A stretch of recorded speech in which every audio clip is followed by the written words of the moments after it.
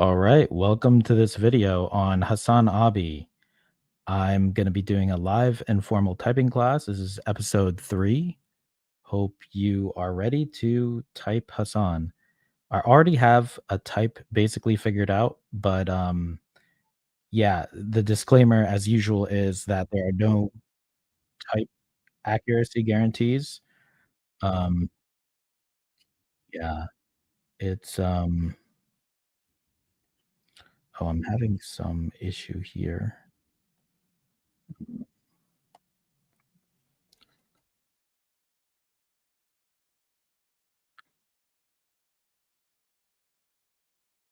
How about now? Okay, some audio issue. Okay.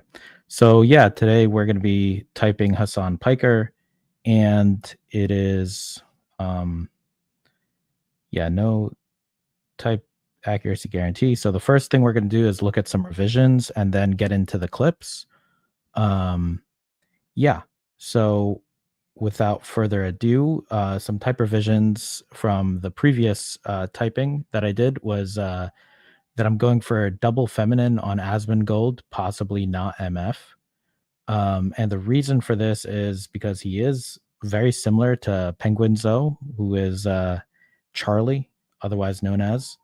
And yeah, the Asmongold, he might be double feminine, he might be MF, he might be something else. I'm not very good with modalities, but otherwise, he's still, in my opinion, an ENFP. And you can check out that class if you haven't already. But yeah, without further ado, let's get into the first clip with Theo Von. Theo Von is information dominant ISTP. And so we're just going to be exploring what kind of ENTP might Hasan Abi be, and is he an ENTP? We'll figure that out. But does he kind of talk in an information dominant way? All right, I'm going to play the clip. Tanner's on your show. I did, yeah. Pretty cool, man. How awesome was that? Yeah, he's the man. I love Bernie. Did you find it interesting that people cheered so much against him when they said that he also took money during, like, remember that a couple of months ago? Not a judgment against him. I think all these people, I think when you get into politics, right, it's almost like being in a big family. And if you want something done, it feels like you have to, it's almost just like. Took money from what, though? Well, what did they say that he took money from? Who? Oh, RFK said it. That was during when he was interviewing RFK. During RFK's hearing, he claimed that Bernie was taking money from him. that's not correct. He never got money from the pharmaceutical industry, like from the big corporate lobbyists. He probably got. So the way this works on Open Secrets is like. And let me just read it. So just so I can even you can read it. The figure cited by Kennedy referred to the industry in which individual donors were employed. Yeah. Okay. Oh, because Kennedy said that Bernie Sanders got a certain amount of money. Yeah. And this is just a clip. This is actually a perfect example of what we've been talking about. Yeah. Where you see a clip of something, right? In 2020, this was the claim. Senator Bernie Sanders was the single largest receiver of pharmaceutical money in Congress. And the context was this figure cited by RFK Jr. referred to the industry in which individual donors were employed. Yeah. It did not refer to funds originating from or directed by. So basically what Hasan's going to do is kind of respond to this information dominant way of talking and kind of give his own understanding of how campaign finance is working. So yeah, let's just continue finishing out this clip. Pharmaceutical companies. So what that is the way that when you make a donation to a politician as an individual, it gets filed with the FEC, right? And in that filing, you write what your job is, right? And if you work in the pharmaceutical industry, if you work for Johnson & Johnson as a janitor, that basically gets tracked as like Johnson & Johnson in the section of like whichever sector you're a part of. So like a lot of nurses gave donations to Bernie Sanders. So that's like technically still lobbed under like healthcare. And it was not. Yeah, it was never from like the executives. It wasn't like executives giving him millions of dollars. It was like the fucking Yeah, it was the janitor. So that's like a really good person to go to understand the information of a situation. Like you see, even with my energy dominant style of teaching, it's like, oh, I'm going to kind of miss something here or there. But the information dominant people, they're able to go back and forth between the consume and the blast. And that allows Hasan and Theo actually to kind of get to the end of the equation of how the information is balancing out. So they're basically talking out campaign finance reform, or campaign finance in general, like how that is viewed and how certain things get attributed. I'm not going to attempt to explain it because that's why we have the information dominant people. So anyway, in clip 2, we're going to get more into like the social 3. So this is something that I've been talking about with Hasan, where he is, in my opinion, a social 3 specialist type person, which is very interesting because I'm also typing him as an EP or someone who's like kind of extroverted. So this is a pretty introverted social type with social 3. And how does that kind of coincide with like journalism, specialist, because he is tracking a lot of information in general. So here's an interview that he was able to get with Chris Hedges, but we're just going to look at a couple minutes where they're going to kind of dive a little deep into a topic just for a little bit. But we'll poke out as soon as it gets too hairy. And 4 years there, the left is about as welcome at Harvard as Trump. The idea that these are leftist, bastions of, yeah, exactly. But I fault the media, I fault the Democratic Party. And you're right that the only people with a conscience came from that kind of generation which has separated itself from the legacy media. Yeah, completely. But the legacy media has just failed us over and over. We go all the way back to the Iraq War, weapons of mass destruction. The fantasy of Russiagate was, for which the Post and the Times won Pulitzer Prizes, even though the Mueller report exposed that all of it was garbage. It's just a complete and utter collapse of any, real pretense of journalism at all. And this is just the latest chapter of that. Yeah, I think like some of the more recent examples I would say that happened almost in real time that because I remember like covering it was when Cy Hirsch came out with his reporting initially on the Nord Stream pipeline explosion. Yeah. And I could not believe that the immediate notes from mainstream publishers was, oh, maybe Russia did this to itself. Yeah, right. Which doesn't make any sense. Which was such an insane thing to say. It defied all reason. It defied all logic. And yet they still attempted to do so. Like they still attempted this narrative. And I could not believe it. It was such an unbelievable narrative. Let's just on a minute with Cy, because he's a friend of mine. He's our greatest investigative journalist, hands down, Me Lie. He's the one who exposed the images from Abu Ghraib. He's the one who imploded the false narrative about how. So my idea here is basically to talk out how Hasan is getting into the specialist. He's talking to, a top tier journalist, someone who won a Pulitzer Prize, this Chris Hedges guy. And yeah, so we're looking at specialist, but we're also looking at kind of their NESI way of categorical talking. But yeah, so I'll finish out this clip. It's another minute or so. Osama bin Laden was killed and assassinated. Oh, yeah. He couldn't publish that in the United States. It got to that point where he had to publish that. I think it was in the London Review of Books. Yeah. He's been completely blocked out. And the Nord Stream pipeline is he now just runs a Substack like I do because he can't. And he's the dean of investigative journalism. He's what we all aspire to be. Yeah. Speaking of like active suppression, I feel like everything that's unfolding right now was decades in the making. And it's not like those who are in these right-wing think tanks or just any think tank that is adjacent to the State Department was sheltering the public from their opinion on what must be done. You had Project 2025 and even Project Esther coming out of the Heritage Foundation. These are all detailed reports on how to undermine or how to manipulate public consciousness and utilize the Trump administration to basically finalize the unitary executive theory, but also simultaneously make America into a full-blown tyrannical dictatorship.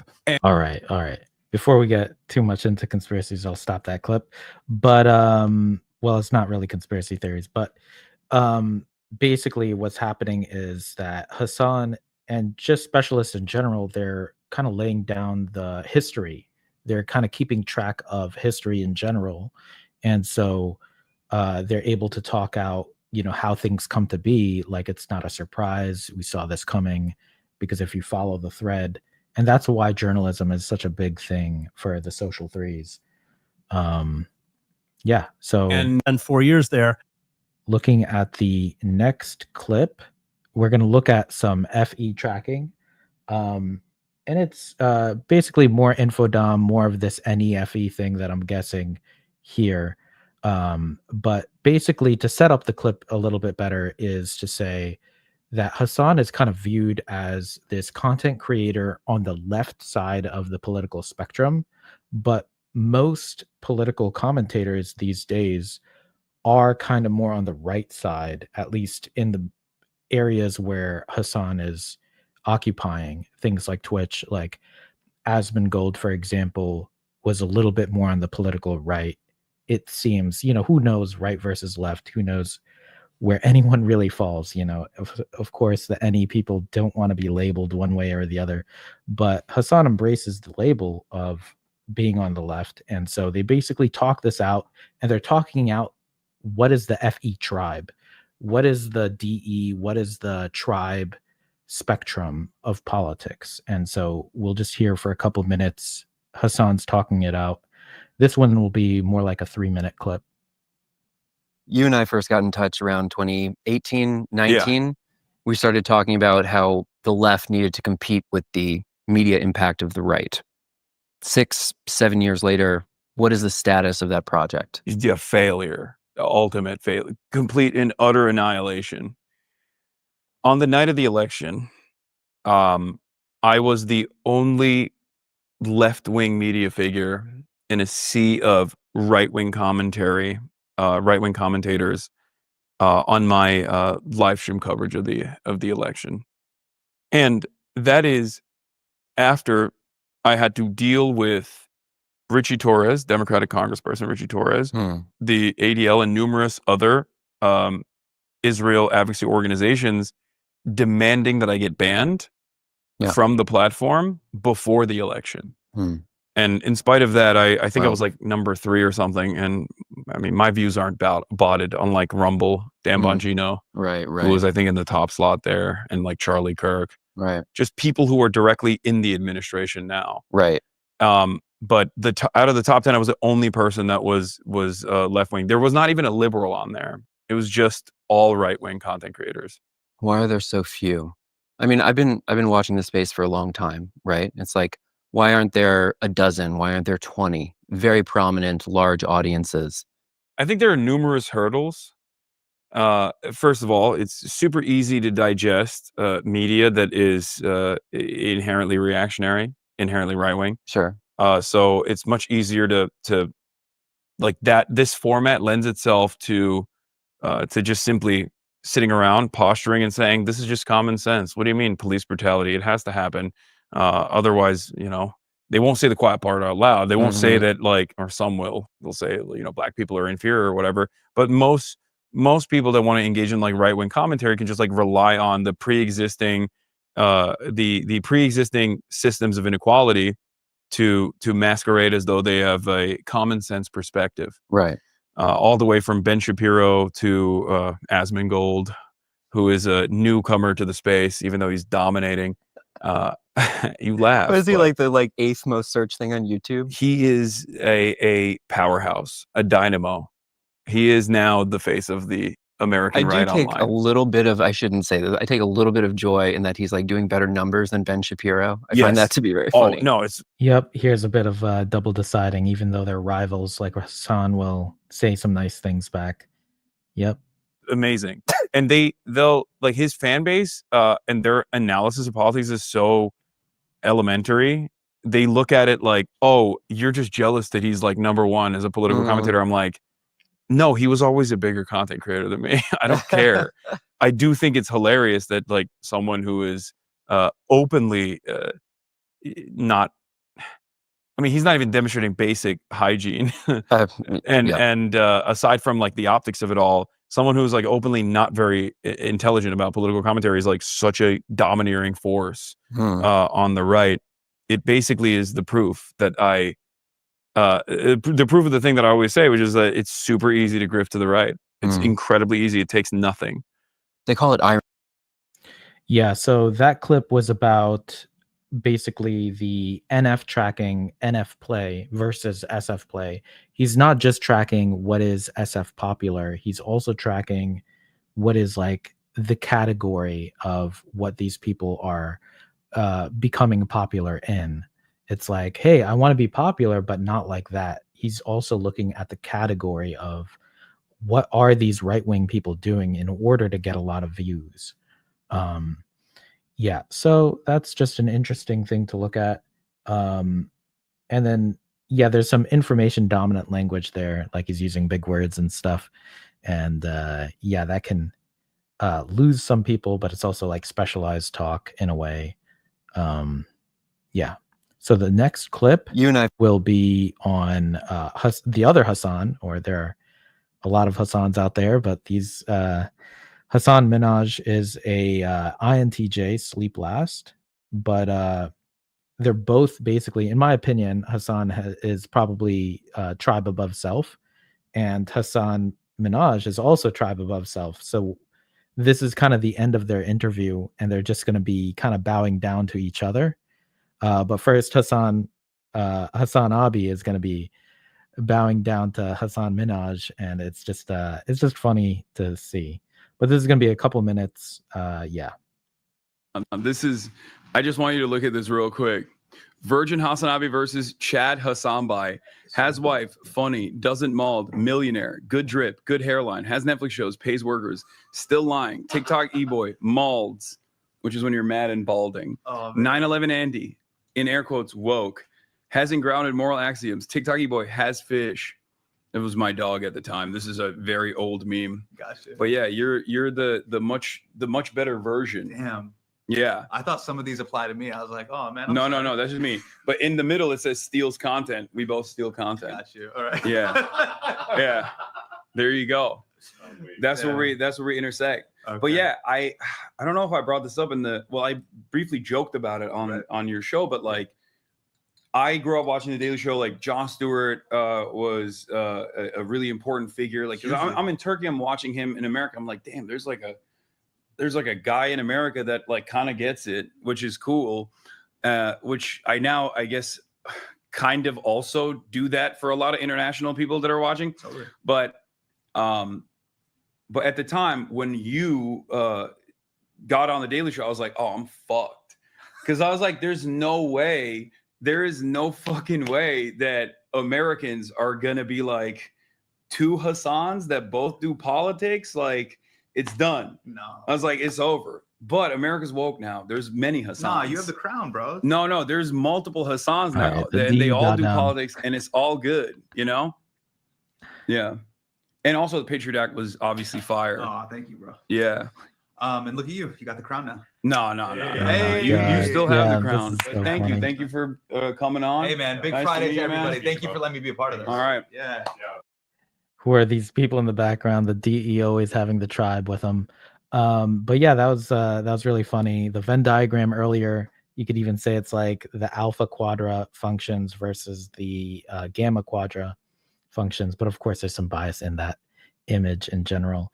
But yeah, the Hasan Minhaj is an INTJ, and I'm seeing HasanAbi as an ENTP. So it's kind of like interesting to see the two go back and forth. I would say it's an interesting watch. If you go find this video, I might link it in the description. And yeah, it's just very interesting watching these types interact, because they're both, in Myers-Briggs land, it's basically both NT types. You got your ENTP and your INTJ. It's a pretty interesting interaction where Hasan Minhaj has NI.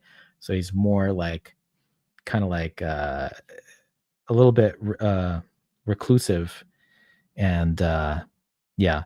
So anyway, to close it out with the last clip, it'll be about ADHD. And basically, I'm seeing Hasan as a sleep last ENTP, but just EPs in general with high extroverted observing or gathering, they end up having, or anyone with demon sleep really is going to have some type of ADHD problem. Well, anyone can have it, but there's a certain flavoring of it. So we're just going to listen to Hasan's experience of how he has ADHD versus routines and things like that. Demon sleep struggles. Yep, let's watch. I have ADHD, which if I didn't have like such a rigid structure, my life would fall apart. It would be so insanely chaotic. Right now it's still chaotic, but I thrive in that chaos because I'm able to like, you know, parse out, you know, and segment out my day and be as organized as possible and follow that rigid schedule as closely as I can, with some exceptions. You know, I'm here, I'm not live. Normally I'd be live at this time. But I do it out of necessity. I think it's almost like survival, because if I didn't do that, I'd go fucking insane. I would not get out of bed, be a schlub. If I didn't work out, like I would feel terrible. Yeah. Because there were points like during COVID where I kind of gave up on that. I streamed in 2020, 42% of the entire year, which means for 42% of the entire year of 2020, I was on camera, live, presenting, performing, doing some level of performance live for 42% of the entire year. Not like waking hours, the entire year. That's crazy, because I mean, if you add sleep into that, that's probably It's up to, basically like, sleep and wake up and No, that's precisely what I I've seen did. some of your streams too, where it's like you'll make yourself food or you have to go to the bathroom and you just keep going. Yeah. And you show Exactly. right back. It's like a commercial break almost. Yeah. is that exhausting? Do you ever like get burnout from that? Yes, but I love it. It's exhausting, but it's something that I'm very passionate about, and it's very fulfilling. That level of autonomy that I have over my life and that level of control that I have is like significantly less depressing. Even having the freedom to be able to say, you know what, I'm not going to stream today. I don't care to. I don't have to. That freedom is infinitely better than having a regular 9 to 5 when you have no control over your life in that regard. By the way, this clip is brought to you by our sponsor, Epidemic Sound. They have a live. All right. Yep. So that was basically the Sleep Last struggle for the EPs. Good to kind of hear Hasan's perspective on it. You can totally drown yourself in work, but yeah, that's not really everybody's cup of tea. It's good to hear an honest take of what it takes to be a successful streamer. These people do work hard, but it's, you know, autonomous and has different problems, different benefits.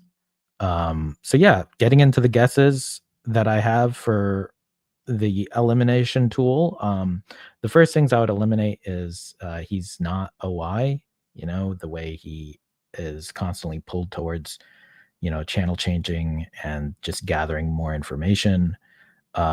He is category talking, so I'm seeing that as intuition. Yeah, play over sleep. You know, he doesn't really stop. You just heard it there with the ADHD clip. And he's information dominant. Knowledge is power. So he's not really balanced between work and rest. We just heard that too. Yeah, so there's a lot of good explanations for these coins. I'm pretty confident with these. And to narrow it down a little further, I was also seeing that he is an observer, not a decider. You know, we had one of the clips showing that he was doing some double deciding with Asmongold. He does double deciding in general with a lot of people. It's easy to catch him doing double deciding.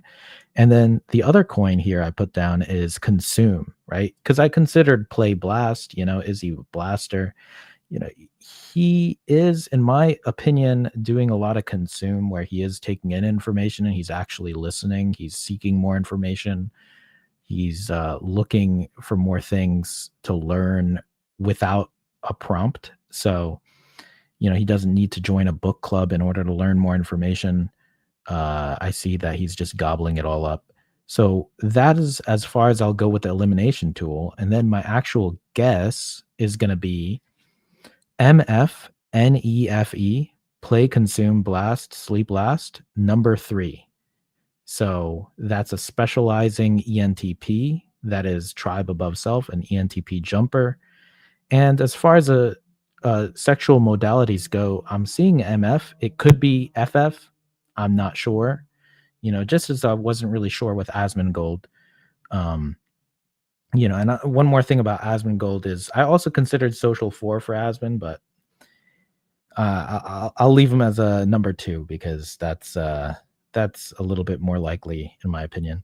But yeah, back to Hasan. I'm seeing that Hasan might be similar in ops type to these other ENTPs who are also both sleep last. So we have a double feminine person on the right and a MF person audio on the left with Giannis Pappas and Dan Levy. Now that's just to triangulate, and we compare that with a picture of Hasan. And yeah, I am still seeing that as the type. That's my final guess for today. Yeah, so that's good. It's good to kind of learn a little bit more of different people's personality types within the political sphere. He's been doing this a long time. It's just good to have some vague understanding of the ballpark of what personality types are attracted to journalism, politics, talking about the details and the nuances of policy. So I enjoy watching some of his content. You know, sometimes you'll be right or wrong on issues, you know, just like everybody else. But yeah, it's just good to keep a track, keep an eye on things. And next 2 weeks, we're doing Miss Rachel. So that's yeah, I have a 2-year-old. So this is someone who has been playing a lot in my house and my apartment. And so it's good to type her and kind of share that with you guys. And then in 4 weeks, I'll be typing Mehdi Hasan. So I'm looking forward to that. Hope you are too. It's good to get additional typing practice, and you will know who I'm typing weeks in advance. So that's how I'm doing things currently. But yeah, Miss Rachel is pretty cool. So I'm looking forward to that. And thanks for watching. That will end the stream. Take care.